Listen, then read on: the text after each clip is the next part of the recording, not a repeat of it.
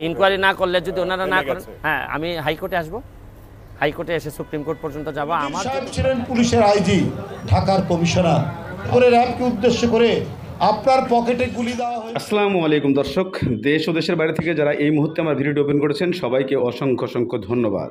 দর্শক, প্রথমেই আপনারা একটা ছোট্ট স্ক্রিন দেখেছেন, সেখানে ব্যারিস্টার সুমন এবং বিএনপির রুহুল কবির রিজভী আহমেদ গুমর ফাঁস করলেন এই বেনজির আহমেদের। বেনজির আহমেদ কি করেছিলেন, কি বলেছিলেন জনগণকে মারার জন্য, সেই জিনিসটাই তুলে ধরলেন। যেদিন ক্ষমতায় ছিল সেদিন পুলিশকে বলেছিলেন যে আমি কি গুলি দিয়েছি পকেটে রাখার জন্য নাকি মানুষ মেরে ফেলার জন্য। আচ্ছা, রিজভী আহমেদের এই কতটুকু মানে সত্য, কতটুকু মূল ধারণা, এই জিনিসটা আমাদের জানতে অবশ্যই রুহুল কবির রিজভী আহমেদের এই বক্তব্যটা আপনাদের শুনতে হবে। একটু ধৈর্য ধরে আপনাদেরকে না শুনলে এর উত্তর। বেনজির সাহেব ছিলেন পুলিশের আইজি, ঢাকার কমিশনার, আপনাদের নিশ্চয়ই মনে আছে। আন্দোলন শুরু হলেই বলতেন তার পুলিশকে উদ্দেশ্য করে, র্যাবকে উদ্দেশ্য করে, আপনার পকেটে গুলি দেওয়া হয়েছে, এটা কি পকেটে রাখার জন্য? আপনাকে গুলি দেওয়া হয়েছে, এটা কি পকেটে রাখার জন্য? অর্থাৎ প্রকাশ্যে পুলিশ সদস্যদেরকে। রিজভীর কিছু কথা আপনারা শুনেছেন। রুহুল কবির রিজভী বিএনপির একজন বড় মাপের নেতা, তার কিছু কথা আপনারা শুনেছেন। এখন প্রশ্ন, আসলে এইগুলো যখন কেউ ক্ষমতায় থাকে না তখনই কেন আলোচনায় আসে? ক্ষমতায় যখন থাকে তাকে নিয়ে কেউ কথা বলতে চায় না। কিন্তু কেন কথা বলতে চায় না? যখন সে ক্ষমতায় ছিল তখন যে বাড়ি গাড়ি এত কিছু করেছে, তখন কিন্তু কেউ কথা বলে নাই। এখন যখনই আমাদের বাংলাদেশে একটা মানুষ প্যারাকলে পড়ে, যখনই একটা মানুষ বর্তমানে সে ফাটা জালে পড়ে, কোনো একটা মানে পাওয়ার ছাড়া থাকে, তখন তার যত ব্যাড রিপোর্ট আছে প্রকাশ্যে র্যাবের সদস্যদেরকে, বিএনপির নেতাকর্মীদেরকে, বিরোধী দলের নেতাকর্মীদেরকে, গণতন্ত্রকামী মানুষের নেতাকর্মীদেরকে হত্যার জন্য উনি নির্দেশ দিতেন।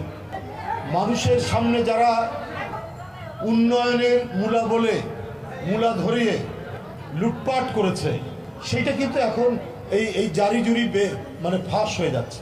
এইটা ওরা যে সত্যিকার অর্থেই লুটপাট করেছে, মানুষের টাকা আত্মসাৎ করেছে।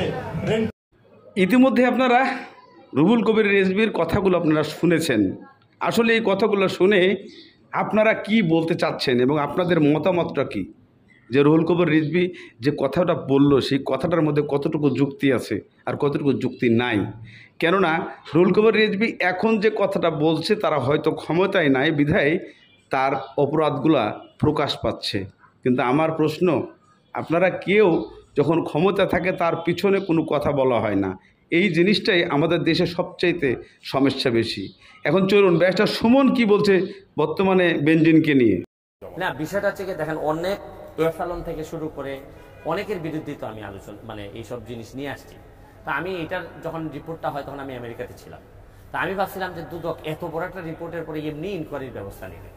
কিন্তু যখন এতদিন হচ্ছে যে এত বড় একটা নিউজ, একজন পুলিশ এবং সৎ পুলিশরা কিন্তু ওনার কারণে আগ্রহ হারাই ফেলবে সততা। আমার কাছে মনে হয়েছে যে এটা যদি আমি আমলে না নেই, তাহলে এটা আমার দেশের সাথে একটা কম্প্রোমাইজ করা হবে এই দুর্নীতিবাজদের সাথে।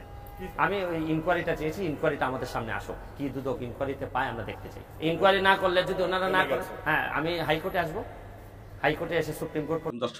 দর্শক, আপনারা ইতিমধ্যে ব্যারিস্টার সুমনের কথা শুনেছেন। আজকে এদিকে রিজভী আহমেদ বলছে যে জনগণকে মারার জন্য যে ক্ষমতায় ছিল তখন গুলি পকেটে না থুয়ে পিস্তলের ভিতর, বন্দুকের ভিতর ঢুকে মানুষকে মারতে বলেছিল। আর ব্যারিস্টার সুমন উনি যে রিট করেছেন, সেই রিট যদি দুদক এটা তদন্ত না করে, তাহলে উনি হুমকি দিলেন যে আমি সুপ্রিম কোর্টে যাব, হাইকোর্টে যাব, যত জায়গা আছে আমার ক্ষমতার মধ্যে আমি প্রত্যেকটা জায়গায় যাব, তবেও বেনজির আহমেদকে আমি ছেড়ে দেব না, আমি ছেড়ে আসার পাত্র নয়।